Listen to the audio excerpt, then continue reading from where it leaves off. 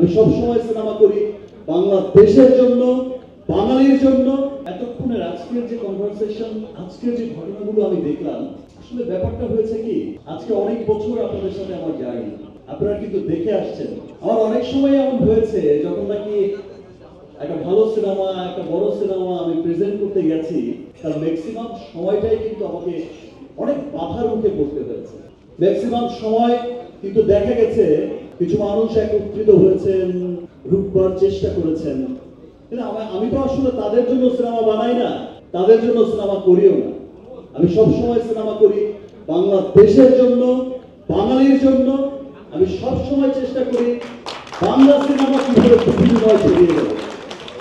আজকে আপনি যে চমৎকার একটা প্রশ্ন করেছেন, আসলে একজন বিখ্যাত মানুষ বলে গেছিলেন, যে কোনো একটা সফলতার সাথে সাথে একটা কালো ছায়াও কিন্তু চলতে থাকে। কালো ছায়াটা সেই সফলতাকে গ্রাস করতে চায়, কিন্তু ফাইনালি গিয়ে আর পারে না। তো তুফানের যে স্টোরিটা এমন হয়েছে, কালো ছায়া চলেছে সাথে সাথে, হয়তো চলবে আরো, কিন্তু আজকের এই তুফান কেন? ইনশাআল্লাহ আমি যতদিন ভালো সিনেমা করব, আমি আমার সিনেমাকে বুঝেই করব, আমার দেশের পক্ষের সিনেমা, আমার বাঙালির পক্ষের সিনেমা, বাংলা সিনেমার উন্নয়নের জন্য সিনেমা করব। আমি কোনো কালো ছায়ার জন্য সিনেমা করব না। আর সেই ভাইবটা আমি কিন্তু এবার কোশ্চেনে আসে, অ্যান্সারে আসে, সেই ভাইবটা কিন্তু আপনারা দেখেছেন, আমি একটু আগে বলেছি, টিজার রিলিজের পর, ট্রেলার রিলিজের পর, this is the first time সেটার রিভিউ করছে বাঙালির বাইরে গিয়ে ইংলিশরা, সেটা রিভিউ করছে আমেরিকানরা, হোয়াইটরা, অস্ট্রেলিয়ান হোয়াইটরা, জার্মান হোয়াইটরা। এটা সত্যি একটা গর্বের বিষয়। আমার বিশ্বাস যে দেখেন, আমি তো এই সিনেমা দিয়েই আর আমি বলতে পারি না যে কর্ণাটকের মতো বা তামিলের মতো হাজার কোটির বিজনেস করে নেব, বাট আমি এইটুকু বলতে পারি, সেই ক্লাবে যাওয়া, সেই বিশ্ব দরবারে যাওয়ার পথ চলাটা যেমন শুরু হয়েছিল গত বছর, এই পথ চলাটা আমরা অনেক দূরে গিয়েছি। আজকে ইংলিশও আমাদের রিভিউ করছে, বাংলা সিনেমার রিভিউ করছে। ইনশাল্লাহ সামনের বছরে এমনও দিন দেখতে পাবেন। এখনই শুনি জামাইকার খবর, আর নিউ ইয়র্কের খবর, ডাবলিনের খবর, অস্ট্রেলিয়ার খবর, এখনই কিন্তু শুনি, আপনারাও শোনেন।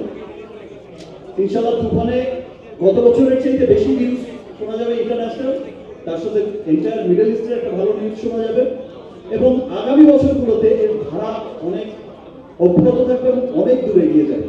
থ্যাংক ইউ আমাকে প্রশ্নটা করার জন্য ভাই। আর চঞ্চল ভাইকে নিয়ে, চঞ্চল ভাইয়ের সাথে আমার একটা আলাদা বন্ধুত্ব আছে, যেটা আজকে থেকে আমাদের দেখা, আমাদের আড্ডা, সে কিন্তু অনেক বছর ধরে, অনেক বছর আগে থেকে আমরা সবসময় কিন্তু চাইতাম যে আমরা একসাথে কাজ করি, এবং আমরা সবসময় চাই যে বাংলা সিনেমার মতো চঞ্চল ভাইয়া কিন্তু অনেক প্রাণের চেষ্টা করে যায় যে কোথাও একটা ভালো সিনেমা মানুষকে উপহার দেবে, দর্শকদের উপহার দেবে, দেশ বিদেশ থেকে তার সুনাম করবে। আজকে যখন পদাতিকের ট্রেলার দেখেছি, আমার এত ভালো লেগেছে।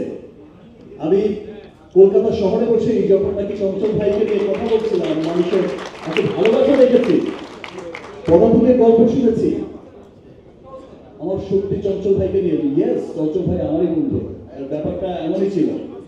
খুব গর্বের একটা নাম চঞ্চল ভাই। আর চঞ্চল ভাই ব্যাপারটা কিন্তু আমি তো শুরুতেই ধন্যবাদ দিয়েছি, এবং এই যে বোঝা যে আমরা একসাথে কাজ করে, একসাথে কাঁধে কাঁধ মিলিয়েই আমাদের সিনেমাকে এগোতে হবে। রাফি বললো যে এটা অনেক আর্টিস্টই বুঝতে চায় না, সত্যি তাই। থ্যাংক ইউ চঞ্চল ভাই, এগেইন থ্যাংকস।